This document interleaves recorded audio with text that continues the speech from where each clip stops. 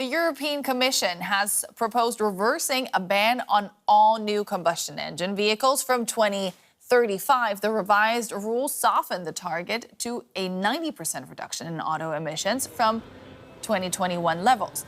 The Commission says the move is a more pragmatic approach that will help support European car makers. The decision has been praised by German Chancellor Friedrich Merz and is also a relief for Germany's troubled auto industry.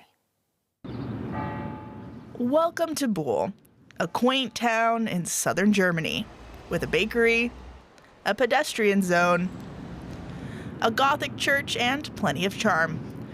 But another important part of Buhl used to be its auto industry. It long brought wealth and economic stability to the region, but times have changed. We can directly feel the economic crisis. The entire region depends on the auto sector. We're at the Schaeffler plant, visiting one of Germany's largest auto suppliers. The mood isn't great. The company criticizes the EU's goal to put an end to diesel engines by 2035. What we see actually in the year 2026, the end customers are not buying as many battery electric cars in Europe as anticipated. So missing infrastructure, no conviction about the technology, and then banning one of the key technologies end customers would accept, we regard as extremely critical as of today. This is the main production hall. Schaeffler has recently adapted and is already producing electric engines. But the company's main business is still making parts for gas and diesel engines. The idea that they won't be needed much longer sounds like a threat to many here. Volker Robel is on the Employees' Council and acts as a spokesperson for the Schaeffler workers. Last week we had an employees meeting. We had a poll. About 50% of us said that they're worried about their jobs. The problem? The government wants climate-friendly cars, but they want jobs too. The auto industry makes up 7% of the EU's gross domestic product. The EU exports cars and parts worth 170 billion euros, and almost 14 million people work in the sector.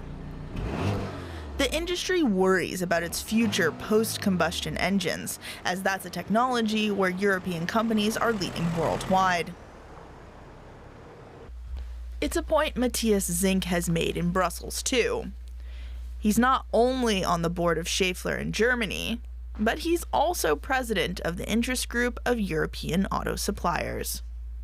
Our scenario is that we should open up all the different technologies, that we should stick to the carbon reduction target, but it should be a fair technical competition. For now, Brussels has received the message. The EU has tabled the matter of banning new combustion engine cars.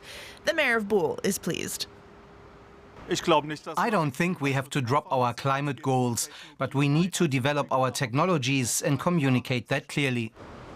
The mayor supports electric vehicles and combustion engine cars, hoping they both will secure jobs in his town.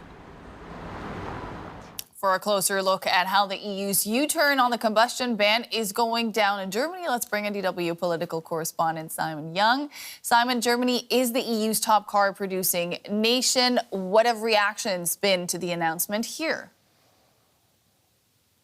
Well, Nicole, Chancellor Merz, as you would expect, he's welcomed this announcement in Brussels.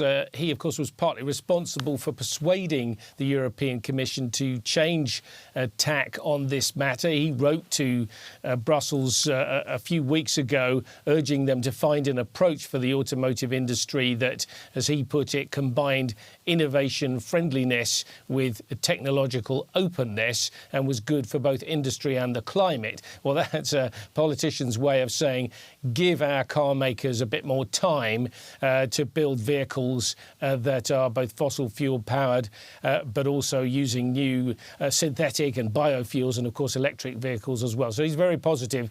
But the German automotive industry has been sharply critical of this. They say it doesn't go far enough.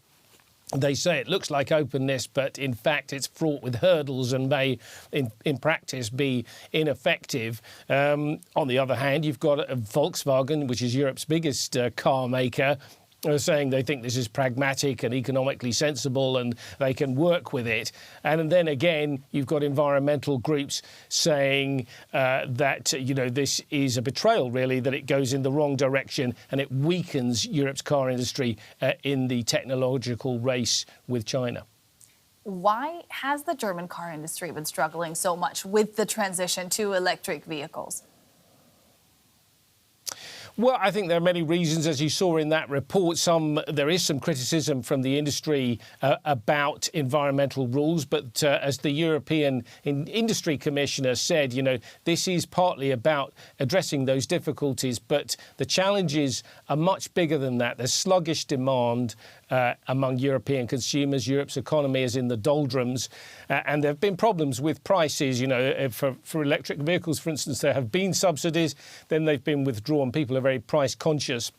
At the same time, I think in Germany, Germany's been slow to sort of roll out the infrastructure that you need, the charging stations and so on. So people have been uncertain. But it's also this question that where do you position yourself in a technological race, in particular with China, which has been surging ahead.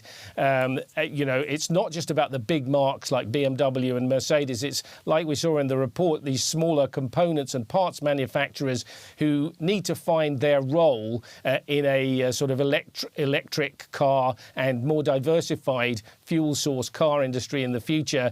Those are big questions, and I think changing policy at European level like this could just add to the uncertainty and make it more difficult for European car makers to really find their place going forward into the future.